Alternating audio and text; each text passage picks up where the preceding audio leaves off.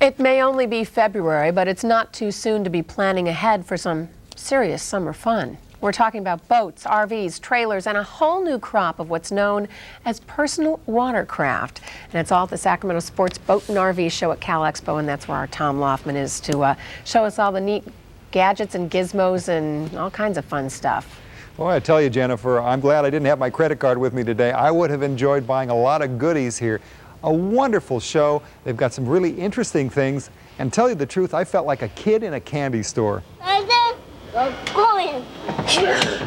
He's a little young right now, but he'll grow into it.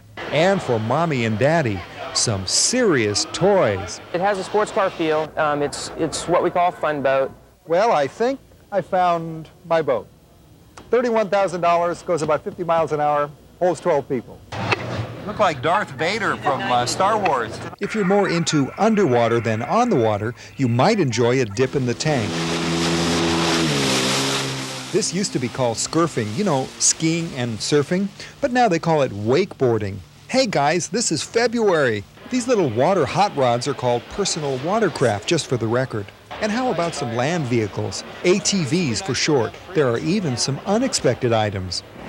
Not exactly dressed for it, but a solar hot tub. How'd you like to have one of these in your backyard this summer?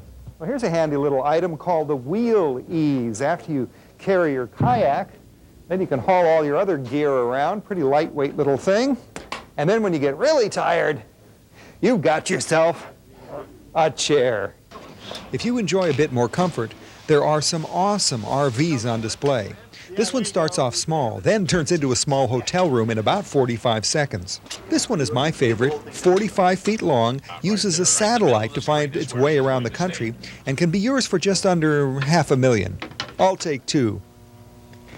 Yeah, how about that? A little bit on the expensive side, but they sold 50 of them last year, so somebody's buying them. The one I'm in is an older one. It was built in 1937, one of the RV pioneers, and they have a display of historical camping and RV equipment here. Look at the phonograph. This is an actual record, an RCA Victor record. It's a great show. There's something here for everyone, and if you like ATVs or RVs or any of those acronyms, they're all here. It really is a fun place, and I saw a lot of goodies here. Huh? And now, is that one that you're in for sale? No, it's a collector's Just item. to It was look built at. in 1937. Right. Very interesting. Huh, okay. Great, Tom, thanks. In Sacramento, school kids are making some history, and they're making it history come alive tonight at Sutter's Fort. As our Tom Loffman shows us, the kids don't just visit the fort, they become characters living there in the 1840s. Their journey starts early with a ride from old Sacramento to the fort.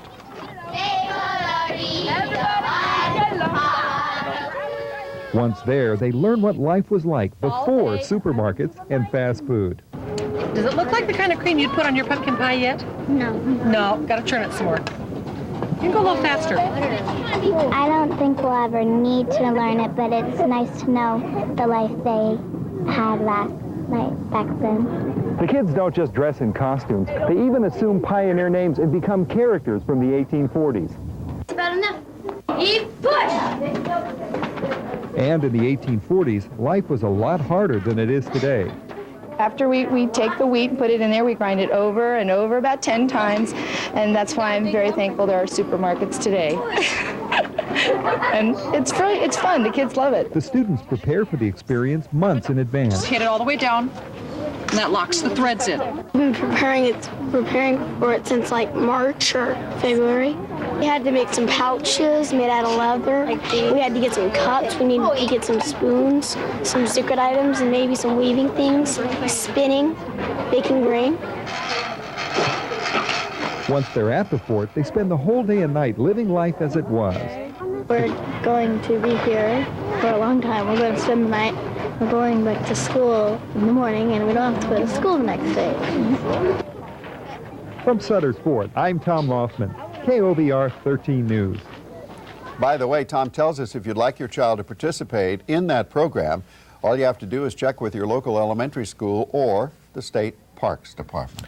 If you're heading to the East Coast, Are you a festival junkie? Well, from asparagus ice cream to mocha barbecue sauce, this is the weekend. And if you have been waiting for the first really warm weekend to head out and do some serious food sampling, we have a preview for us. In fact, Tom Loffman is standing by to tell you where you can find some really unusual and tasty stuff. Right, Tom? Oh, yes. Are you hungry? I mean, really hungry. Well, if you are, I'm going to tell you where you can find lots of unusual and delicious food. If you're really hungry, the place to start this weekend, Stockton and the Asparagus Festival. If you like it baked, boiled, burned, or barbecued, they have it there. Lots of garlic, wine, asparagus, tomatoes, olives, green onions, lots of good stuff. The highlight of the Asparagus Festival is always the asparagus ice cream. Now, where in the world are you going to get asparagus ice cream except in Stockton? You're supposed to drool. It's to drool for. I can't drool because we're on TV. That's good. And if asparagus isn't quite what you're looking for this weekend, then head on over to Cal Expo. You'll find the Gourmet Food Gift and Craft Festival going on all weekend. And boy, do they have some tasty items over there. It was excellent. For chocolate for chocoholics.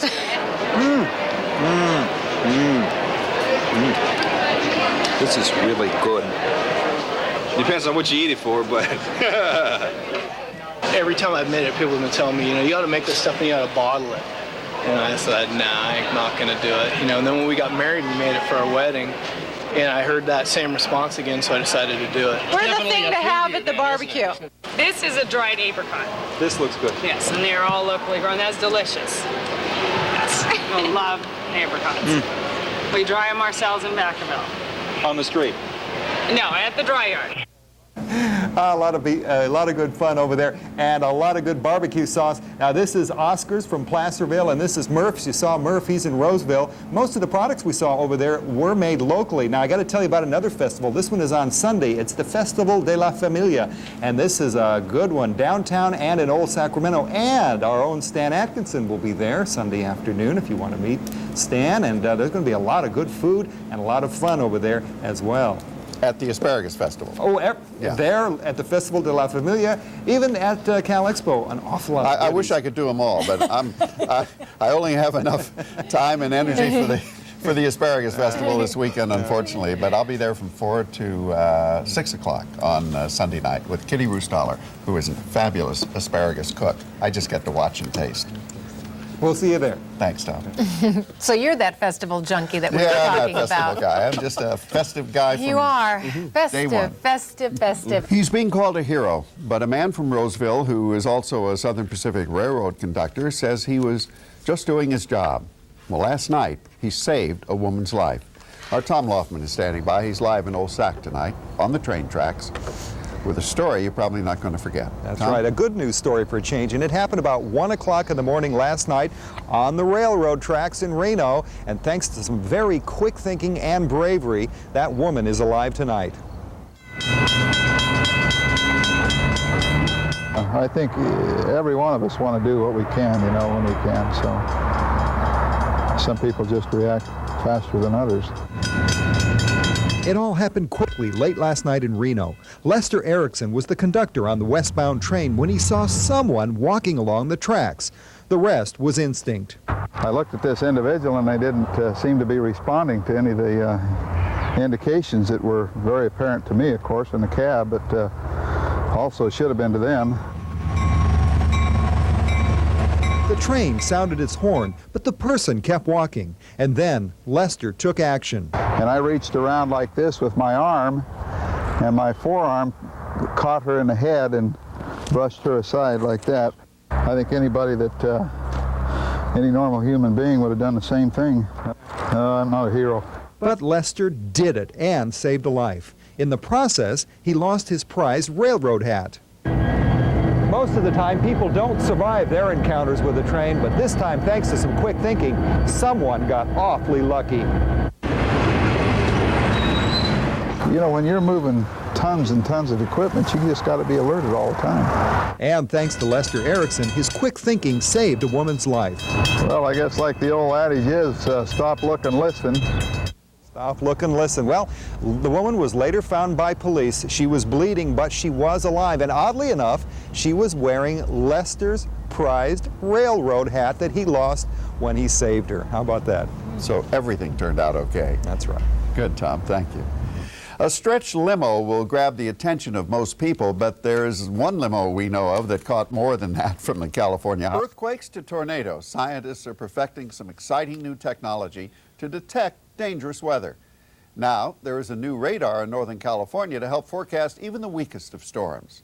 Our Tom Loffman is in our backyard to explain more. Tom? Well, the National Weather Service is installing its newest Doppler radar site near Beale Air Force Base, and it is expected to improve forecasting for all of Northern California. But the question is, what is Doppler radar and why is this important?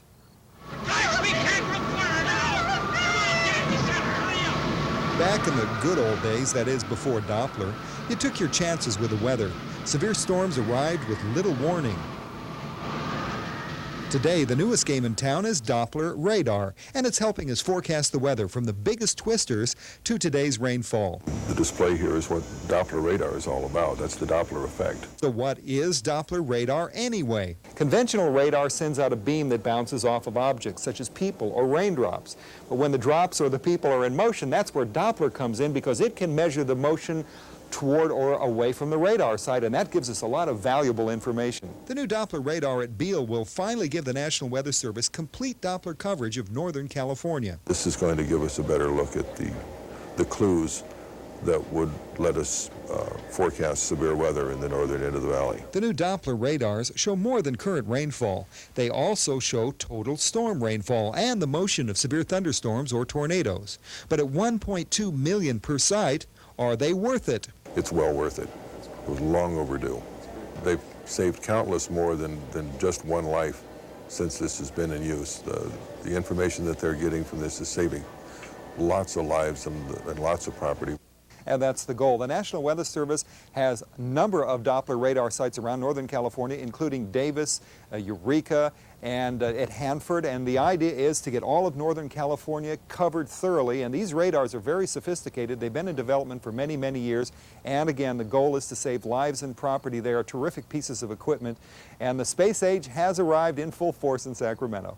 Well, as he says, it's long overdue. So Yes, what does this particular piece here do now? Does it put us way ahead of the curve? Well, it helps us to forecast in the northern end of the valley. Right now, we don't have good Doppler coverage in the northern end of the valley, and that's where we get some pretty rough weather. As you remember, Chico and Oroville often gets severe thunderstorm weather and tornadoes, and so this will really help us in an area where we need it badly. Okay, interesting. Thank you, Tom. There's a warning out tonight about... Every once in a while, miracles do happen. And tonight we have proof of that in a young country singer named Kevin Sharp. He's performing at the Crest, and his story is one that brings us all hope. Tom Loffman joins us live from the Crest to tell us all about it. Tom? Well, Kevin is a remarkable young man with a great talent, a talent not only for music, but of love and hope, and his story is truly an inspiration to us all.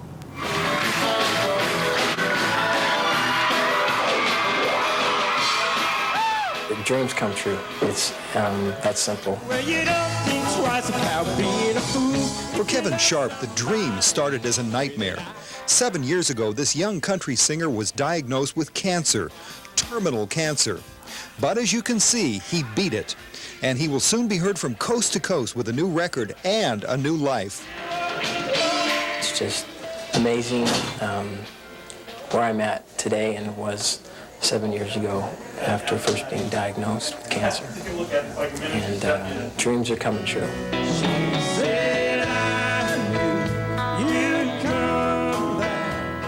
Now Kevin is facing a new challenge as he begins life as a recording artist. I'm scared to death, but like I said, I have so many people supporting me, it sure lightens the load. For Kevin, being here tonight is more than just a dream fulfilled. Thanks to the support of friends, family, and a deep faith, it's a miracle. Kevin's brush with death has filled his heart with a new mission and brought him wisdom beyond his years. If we all appreciated one another more, that I think every problem in this world would fix itself. For Kevin, this life and this music means a great deal. It means the world. It's very important. It makes a big difference every day. And I appreciate things more, and I surely appreciate where I am today. But a strong wind is just Well, that terrific and wonderful young singer, we hope him a long and successful life. He's feeling pretty good these days. He was surrounded by friends and family and fans tonight, and he's going to begin that life as a recording artist with a new record and a new album coming out this summer. And so we are looking forward to seeing more of this 1989 Bella Vista grad. That's great. I've heard him perform before. He has a wonderful, wonderful voice and presence as well. Very good. Tom Loffman, thanks. Confirmed the report. And speaking of cold weather, A nice way to segue into this. Oh. Wait a minute. Well, it was He said he doesn't like cold weather. He said he just doesn't agree with it. I was speaking of the response that OJ has been getting, and Yes. speaking of cold weather, Yes. we're not going to see much for a while. It sounds like it'll be warming up. You know, in the last couple of mornings, it was even kind of chilly in the house. Had to turn on the heat there. So big change around, warmer weather. But let's talk about that storm, shall we? And it was a great one as far as storms go. I know you say, wait a minute, what's this great stuff? It was awfully rainy. Well, weather people get excited about these kinds of storms. Over 2 inches in Sacramento, some suburban areas over 3 inches, Penryn 3.5. And these are storm totals that go back to Monday night and Tuesday. Highs today from 70 in Kelly Ridge to 75 in Knights Ferry, and low 70s over most of the region. And in the hills, it was even wetter. 682 the storm total in Pollock Pines, 227 in East Sonora, but other parts of the region got over 6 inches of rain. 661 in Quincy, Paradise 4.5 inches. What a storm. Now there's another chance of rain moving in late Tuesday and Wednesday, but it's just a little bitty one. Taking a look at conditions across the country, a lot of moisture in the Gulf of Mexico. This may bring soaking rain to the southeast. Right now, southeast is having some fine weather. It's warm, it's humid, and a real severe clump of thunderstorms moving toward upper New York State. We're going to have to watch this one because when that came through Minnesota and Wisconsin over the last 48 hours, it produced some severe weather and some tornadoes and a lot of hail. California enjoying a gorgeous day. Arizona hot and beautiful today. And the Pacific Northwest, a nice day, partly cloudy skies. Let's take a look at that western satellite shot. We still have some energy moving in. We've got high pressure beginning to build over California. But look at this. That's that old jet stream, the polar jet stream, going to bring some moisture into California later on Tuesday and Wednesday. Chance of some showers, mostly north of Sacramento. I've got a drop on the map just in case, but right now it's going to be a beautiful Monday, and at least part of Tuesday will be nice. Here's our super view. That upper wind flow is moving gradually to the north, taking the energy into Washington and British Columbia. It's going to leave us alone for at least 24 to 36 hours, so we have a great day for you tomorrow. Sacramento now 57, Stockton 58, Modesto 61, and Marysville, Yuba City 56. Very pleasant evening. Humidity comfortable, relative humidity at 77%. The wind southwest at 8. We had a northwest wind. Now it's that sea breeze direction. The barometer 30.05. Going on up. So high pressure moving in. Lows tonight, low or mid 40s, so a coolish evening. Highs tomorrow, mid to upper 70s. A gorgeous day with mostly sunny skies and a few high thin clouds passing overhead. Probably cirrus clouds. In the hills and that gold country, great weather. 67 to about 74, 75. A wonderful way to start that work week. Highs will even be warmer at the end of the week. We got a little bit of a warm streak coming in for the weekend. In the mountains, great weather. 58 at the lake, 67 in Reno, 60 in Truckee, and the Bay Area will be beautiful and breezy. And looking ahead, there it is. Maybe some showers nearby Tuesday, early Wednesday from a very weak system.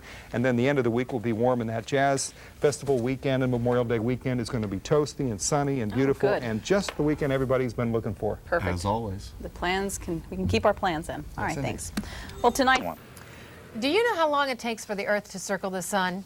Are electrons smaller than atoms? Those are just some of the questions the National Science Foundation asked Americans and found out that some of us are clueless. Our science guide, Tom Loffman, is in our newsroom with the correct answers. Tom? Well, you know, folks all over the country were asked 10 basic, simple science questions, which turned out to be not so simple after all. Here's what we found when we asked the same questions today. The center of the Earth is very hot. True or false? Hot, yes. True. The oxygen we breathe comes from plants. True or false? True. Electrons are smaller than atoms. True or false? Let him answer that one.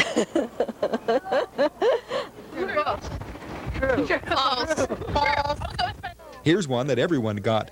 The continents on which we live have been moving their location for millions of years and will continue to move in the future. True. Human beings, as we know them, developed from earlier species of animals. True. This one got mixed results. The earliest human beings lived at the same time as the dinosaurs. True or false? What happened to the dinosaurs? They died. What is DNA? It's the building blocks of all human life. What is DNA? DNA is the fiber work. And the final question, what is a molecule? It's like a cell, I think. I'm not sure. You have to see it with a microscope, I think. Yeah. How did we do? You did real well, actually. Much better than most people, actually. Brain dead. Brain dead. Well, I would say that most of the people we talked to got either 8 or 9 of the questions correct, which is pretty good. The hardest ones seemed to be about electrons and atoms and molecules. I guess because you can't see them, it's hard to know which one is the smaller one, but that was the toughest question. Sure, and because most people don't deal with that on a daily basis. That's it was, true. something that was taught in school how Right. many years ago? That's All right. right, Tom Loffman, thanks. If you'd like to see... Tom Loffman couldn't wait to join in the fun. He's in Old Sacramento right now with the forecast. That's right. The crowd disappeared behind you. Still alive. Well, they'll be back when they see Yeah, they this will. on. Hey, great evening. Couldn't be better. We've got about a 68, 70 degree reading, a nice little breeze. Perfect conditions for an evening at the Jazz Festival, and tomorrow will be another great day. Let us take a look at our observer team. 13 for the downtown area was 89 degrees today, so it was a little on the hot side, but the breeze made it comfortable. 83 in Penryn and Carmichael, 81 and down in Empire. Beautiful afternoon. The wind about 20 miles an hour, not as strong as yesterday, thank goodness. Also nice in the hills with temperatures ranging from the mid-70s to the low 80s. Tomorrow about the same, another beautiful warm day, a little bit of a breeze, and then cooler weather next week. Well, we've got a couple of areas of concern this evening. One clump of thunderstorm moving through southern Illinois and into Indiana. A much bigger batch of thunderstorms into Kansas, northern Texas. That could produce some severe weather tomorrow. We'll be watching it carefully. The west, meanwhile, enjoying that cool breeze from the north because of a swirl of low pressure over the Great Basin. It's been bringing showers and thunder showers and snow to the high peaks there, and the north winds down the valley. Look at that big clump of moisture out on the left side of the picture. That is a developing front that'll be moving in Tuesday and Wednesday for a chance of showers over northern California and cooler weather. Here's that super view. We were looking for that thing earlier. You'll see that flow of moisture in the upper air down the valley, or the flow of the wind. It comes right down from northwest to southeast. And fortunately, over the next couple of days, the winds will be easing up. The fog will be back along the coast, and it will be cooler. Marysville, Yuba City now at 66. Sacramento, a beautiful 68. Stockton, 69. And Modesto is 71. A very pleasant evening. Humidity comfortable. The wind southwest at 7. We got rid of the northwest wind. We're pulling in a little bit of a sea breeze now. The barometer 29.83 and going up as it does when it gets a bit cooler in the evening. And looking at that forecast for tomorrow, another great day. 56 in the a.m. and then going up to 87 in the afternoon. It is going to be wonderful. Winds, I'd say, about 10 to 20, not as windy as today, and cooler next week. In the hills, mid-70s to low 80s, about like it was today. Basically sunny skies, a few high clouds drifting over. All in all, a wonderful Sunday, and it's going to be great in the mountains as well. 62 at the lake, 34 the low if you're going up to enjoy the weekend at Tahoe. 73 in Reno, and for the Bay Area, should be a bit cooler tomorrow with 77 in San Francisco. The fog beginning to move in along the coast. 69 in Monterey, and over the next several days, even cooler weather with possibly a chance of a shower or two moving in about Tuesday, Wednesday, with temperatures dropping into the 70s. Now you're going to enjoy it for the next several days. Monday will be a perfect day as well, and if you have the day off, you are going to enjoy some perfect conditions. By the way, my crowd is back. Hi, guys. All right, good. Watch this. They're very well behaved. Thank you very much. All right, back to you at the studio. How did you do that, Tom? That's the magic touch. I don't know. You got it. All right. Thanks, Tom. All right, thanks, guys. Well, along with all this great weather come the thrills of springtime. Well, it is supposed to be a very warm weekend, and if you're thinking of maybe going inside, you may be able to say hello. I'm not done yet. How about seeing a movie this weekend, Stan? You thinking of doing that, maybe? Can I speak now? Go ahead. Well, you probably have noticed those little symbols that say Dolby or digital or THX, but after all, it's what sounds good that really comes down to. Tom Loffman is an expert on all of that. He's here to help us understand all about the latest in sound technology at the Moon Pictures. Now, kids, there's plenty of popcorn for everyone. Even I, Mr. Technology, have been confused by the new terminology of the movie sound experience, so I thought that you would appreciate knowing a little bit about it before you purchased your next ticket.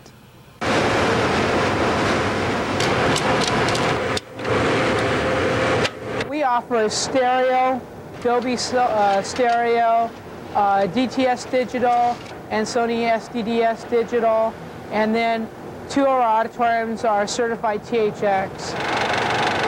Now, what does all of that mean? It means that when you go to the movies today, you have a choice, not only of the movie, welcome to the Rock, but of the sound as well. You will definitely notice the difference, and that's a lot different than if you were to see it in regular stereo in a normal auditorium, and I think all customers appreciate that. Customers may appreciate the new sound, but they don't always understand what they're getting. Ed Henry told us he was just picking the movie for the movie. So you don't know anything about all these different digital sounds? No, I really don't, no. Have you ever seen a movie in THX digital sound? I have no idea what it is. The younger generation seems to know what it is. We saw Jumanji in THX, and that was great. But when we saw it in a different one, it didn't sound as good. There's a twister in it, and it was great. It blew me out of my seat. Now that's what the younger generation wants, to get blown out of the seat. To make this happen, you need to look for a THX certified theater.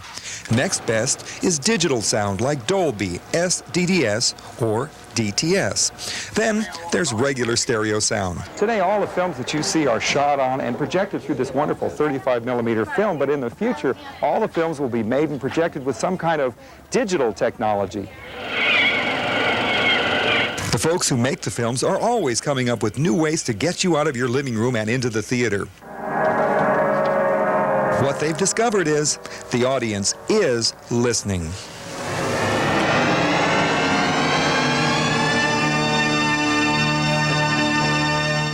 Now, the one thing we found out about THX, it is a theater experience. They want you to feel the movie. And in order to do that, they have engineers who come out to the theater and certify the theater to make sure that you get blown out of your seat. And that is THX. And if you want to get blown out of your seat, that's what you look for. It is loud, true, but there really is a certain greater quality to the sound that is just amazing. It's amazing and very, very thrilling. If you see Twister or Jurassic Park in THX, you'll remember it. Yeah, a little different than watching it in the living room. Yes, and I'm sure that's what it's all about. I mean, it's a way for the theater operators to get people back in the theaters again. All the films today are very loud, lots of energy, lots of movement, the kind of thing you can't get by watching TV at home. Yeah, true. Thanks, Tom. So we know all about it now. Well, if you think the president of the more tornadoes here in California, Tom Loffman joins us now live. He's got some answers for that. Well, Stan, certainly we suffer from our own share of natural disasters here in California, but one that we don't have to contend with, the big killer tornado, like the one in the movie, the one that's making that movie such a big hit. Once you've experienced a big tornado, you'll never forget it, and you may never want to see one again. I've never been in a hurricane, but I've been in 2 tornadoes and a typhoon. My mother grew up in Hurricane Alley, and I'm glad I did not have to go through that experience. But thanks to the movie Twister, everyone is experiencing the thrill of chasing a tornado in comfort. Twister was great. I loved it. I would love to be a storm chaser. I mean, that would be something that I can get into. This is pretty much due west, maybe just a little bit south. While chasing tornadoes might seem like fun, when the real thing hits your neighborhood, the experience takes on a whole new meaning. These storms can and do cause massive destruction in seconds, often with little warning.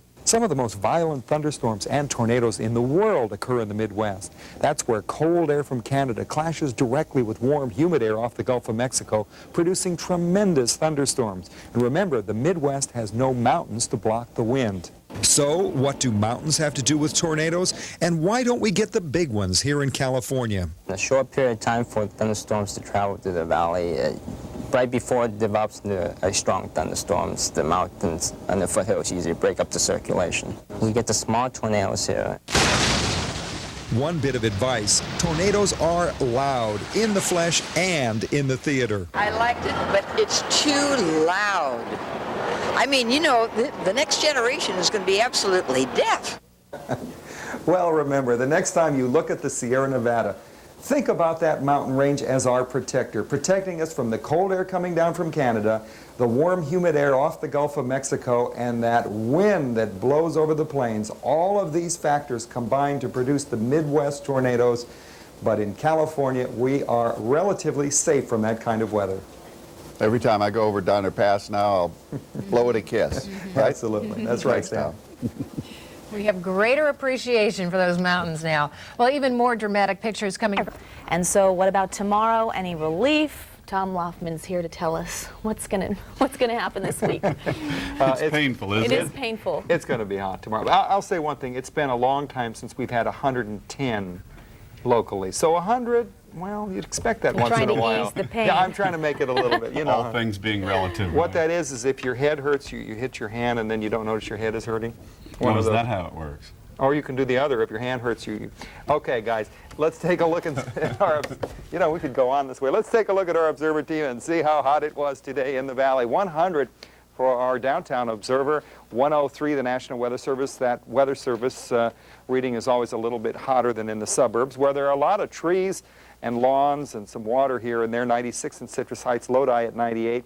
It was still hot in Penra, 95, 104 in Knights Ferry. The heat was on down there, no doubt about it. Taking a look at the hills, well, as you go up in elevation, it gets cooler by 3 degrees per 1,000 feet of elevation gain. Well, you know that if you go up to the mountains. 88 in Pollock Pines, but still hot in Quincy and Paradise at 96, Groveland 94. So even at the higher elevations, it was cooking. Well, across the country, let's see what's cooking.